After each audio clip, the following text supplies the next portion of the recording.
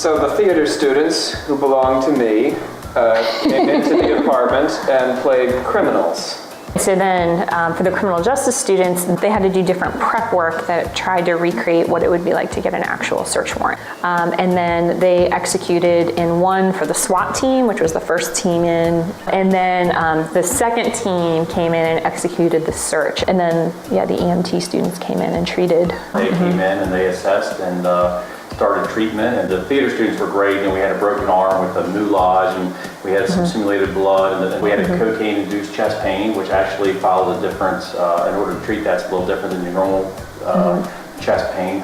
My goal wasn't necessarily like teaching them how to perfectly execute a search warrant, but I wanted them to get a feel for what it's like to come into this chaotic situation. We did the one situation where they were sitting on a gun and they hadn't thoroughly searched the couch, and I'd much rather them remember that here than having to play something like that out in the real world. In simulation, you have to have, you have to have it as real as possible. And when you go into a real house and a real apartment, and you have shell casings, you have cornstarch, cocaine, you have scales, and things like that. I think we all share this sort of pedagogical project of embodied learning, that there's something about having a student embody the role that can't be accomplished in the classroom. Yeah. I can talk for weeks and weeks about realism, but there's this gap where they struggle to fill in all those fictional circumstances because they're intro students. I mean, they're not doing this for a living and they're not planning to,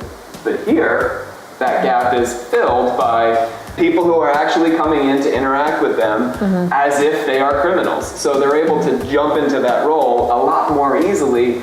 It was just a rich experience for everyone that was involved. So it's worth the extra time and effort, and it's when the students are that engaged, that just is contagious. I mean, I think for our first time through, we did a really good job of making it really realistic. But if we had more resources to, have the criminal justice students dress in a way that distinguished them as some sort of law enforcement, I think that'd be more realistic for them and the actors.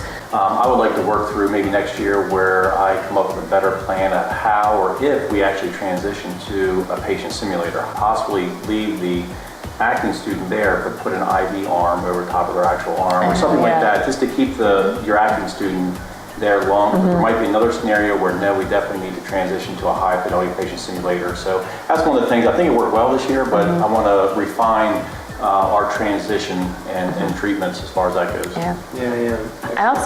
I wish we could find a forum to have all of our students on a group discussion afterwards.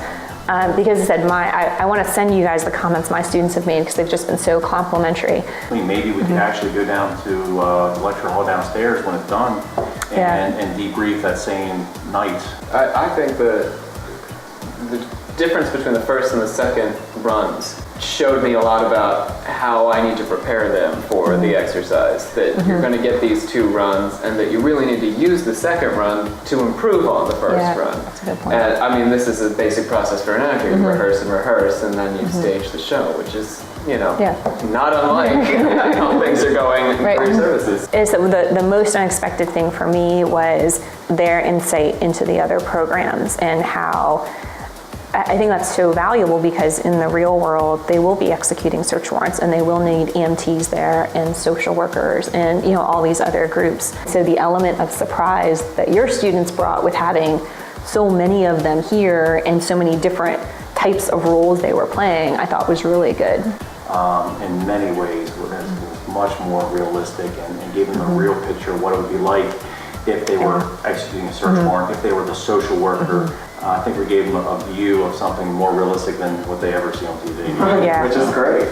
Something I really didn't expect, but a lot of students said, was that they want to sign up for your acting class next spring, which I thought was really great, because they like they had such an appreciation for the students, and some of them just commented on like how realistic it was for them. I wouldn't be surprised if Intro to Theater becomes a gateway course for Justin, which is great. It should be. Why not? But like you're talking about, it's very contingent, and what by round 2 they wanted to improvise. So it's really more about developing that character, committing to it, and then letting flow whatever happens, because who the heck knows what the cops are going to do.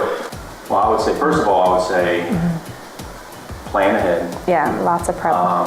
You know, a lot of meetings, and you know, our meetings they weren't long, they were fun, and you know, we got a lot done.